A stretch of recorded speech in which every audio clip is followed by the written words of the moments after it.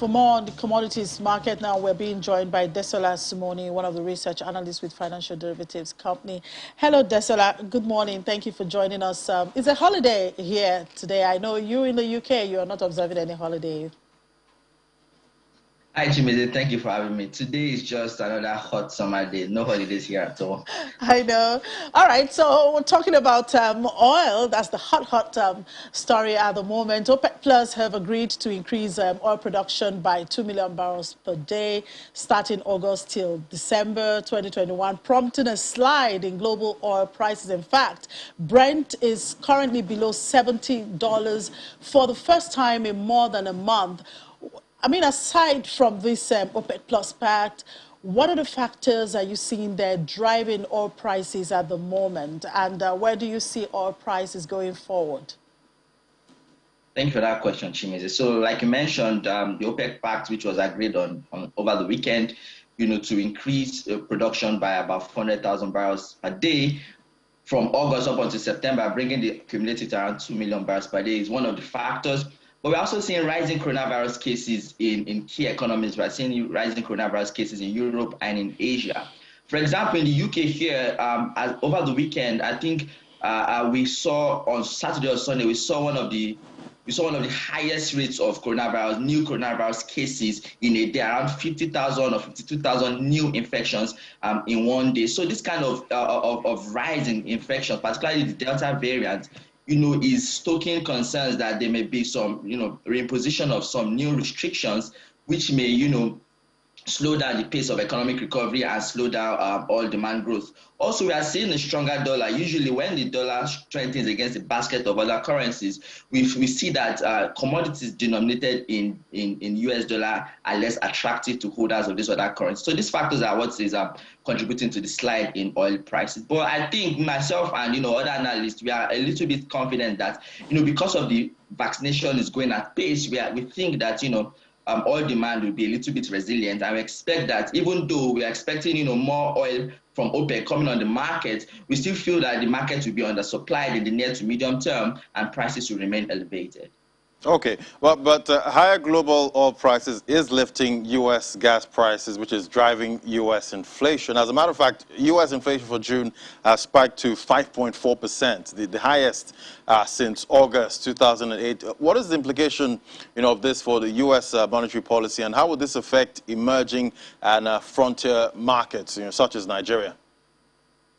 I think the biggest concern for the US and for us, for emerging market economies and frontier markets, is this shift in monetary policy stance. So the US Fed and President Biden is trying to assure the Americans that inflation is still anchored at 2%, long-term inflation is still anchored at 2%, and that the inflation we are seeing currently is transitory. If you look at the key driver of inflation, it was mainly used car market. So interestingly, something happened in the height of the pandemic. Many of the used cars retailers and dealers, they sold a lot of their fleet, and as demand came roaring back, they were struggling to restock on their fleet, and that drove prices through the roof. I mean, some cars, the used version is even more expensive than the new version of the car.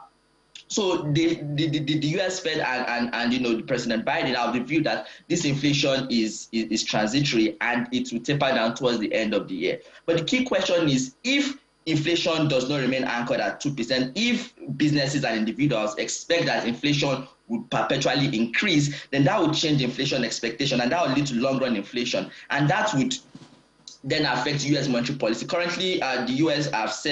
Fed has signaled that they do not expect to change their monetary policy stance until at least 2023. But if there's a shift in long-run inflation expectations, then we may see a sooner change in their monetary policy stance. And that has implications for us, because once the U.S. increases their benchmark interest rates, then we'll see capital flights from emerging markets and frontier markets, and that will put pressure on Nigeria's exchange rates and current account balance.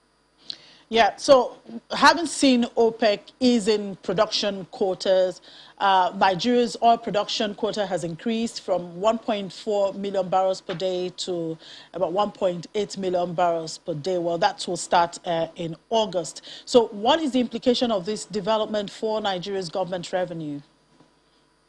I mean, given that Nigeria's government revenues are more production sensitive, I mean, oil production sensitive compared to price sensitive, I think it is positive in the sense that Nigeria's production has increased, like you mentioned, from a 1.4 million production quota has been increased from 1.4 million barrels per day to about 1.83 million barrels per day. So that's like a 30% increase, and the reduction in price is quite small. So that means that Nigeria's export revenue would increase. It means that FAC allocation would increase. It means that also higher oil prices and higher production is also positive for Nigeria's external sector balance, particularly in the terms of balance of trade. It also means that we'll see more accretion to the external reserves, and it will ease some pressure on the exchange rates. Now, you had said before that you see an elevated oil prices. At what level do you see the oil price settling eventually? I mean, some have called for $100, some are saying 85, and well, as of yesterday, we saw oil price come down as low as 68. For you, where do you see oil price settling eventually? That's a tough question, Chimeze, and we know that oil prices are quite volatile, right? And so it's quite difficult to put a number. But I think I said we expect oil prices to remain elevated, somewhere between $60 to $70 per barrel in the near term, at least. Okay. All right. Well, speaking of Nigeria's government revenue, the FGN has increased Nigeria's borrowing constraints from 25% of GDP to 40%. What are your thoughts on this development? When I saw this news, two questions came to mind. One is it's not surprising first because of Nigeria has a low revenue base, and every year, as I can remember, we've always had a budget deficit. So Nigeria has a low revenue base, and every year we keep increasing revenue, we keep increasing expenditure. So obviously we always run a budget deficit. As of last year or this year was about 5.4% of GDP, the budget deficit. Now we need to find ways to finance the budget deficit, right? And one of the ways we come across is borrowing. So increasing the borrowing limit, I think that if the borrowing itself, I mean, we've had this discussion before, Ladi. Borrowing itself is not the problem. It's if it is not purposeful, then that is the issue. If we are borrowing to build roads, to build railways, to build airports, to build infrastructure, then that has a multiplier effect on the economy to produce jobs and can boost economic growth. But if you are borrowing for recurrent expenditure, then that is an issue. Then the next question that comes to mind is, what about the sustainability of the public debt? Currently, we push our numbers. Our debt to GDP ratio is very low, and maybe like 13 or 19%. I don't remember the exact figure. But when you look at other ratios, such as debt service to revenue ratio, depending on who you ask, is somewhere between 70 to 90%. And that just tells you that for every 1 naira that Nigeria earns, they spend 70 to 90, kobo, to service their debt. So that is the issue. And increasing borrowing constraints means, yes, you can borrow some more. If purposeful, we can then use it to, if the borrowing is purposeful, then we can use it to, implement some projects, some infrastructure projects, some capital projects, which is positive. But also we need to keep an eye on the sustainability of our borrowing, so that we don't become what's it called, a highly indebted country. I think the key issue is the sustainability of the borrowing. All right, let's look at other issues out there as a burning economic issue. Now, the Central Bank of Nigeria has restricted sugar importation to Dangote, Bua, and FMN, citing that these firms have made significant progress in backward integration. Now, isn't this encouraging monopoly in the system, which a lot of people believe is a disincentive to investment? Yes, so essentially this focusing on these three firms, these are the largest firms anyway, so it's kind of economists call it an oligopoly, which is a market structure where we have a few firms dominating the market. So these are the few biggest firms, and they are really dominating the market. And I think that it's like you said, it's encouraging it would discourage, I beg your pardon, to discourage competition, because these guys can come together and start, colluding and setting prices, and because of they're the largest producers, they can eventually effectively dictate prices. And that is a problem on its own. But because if you look at these guys' investment, they made some huge investment actually in sugar farms across Nigeria, and I think that's possibly why central bank is trying to encourage them. But on the other hand, I think it's not positive for competition, and you may see higher sugar prices going forward.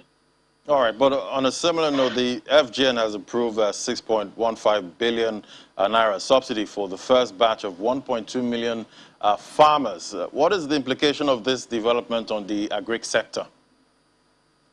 Okay, so in theory, in principle, this is positive, right? It's this agricultural subsidy or cash transfers. It's positive in the sense that it can support adoption of agricultural technologies. It can increase the standard of living of the farmers. It can help boost domestic commodities production, which can increase outputs in the domestic economy, and also support the move towards what's it called now, self-sufficiency, domestic production in Nigeria, and it can also help reduce food prices. So in theory, it is good, but in practice, a lot of questions come to mind. And the effectiveness, I think, of this agri subsidy will depend on how it is designed, how it is implemented. Who are the farmers that are getting these monies, and is it monitored? I think that's my biggest question, because we've had some programs like this before. We have the Anchor Borrowers program, for instance. Mm-hmm. How is this one different from the Anchor Borrowers program? We don't have the details, so I do not know how it is different. But I think the key issue here is monitoring. How are they monitoring the people the farmers that they give this money to? Because for me as a researcher, I am dying to evaluate the effect of some of these policies, some of these Anchor Borrowers program, for instance. We just hear, the central bank has injected this billionaire, that billionaire. What is the output? Is it achieving its intended purpose? We do not know that.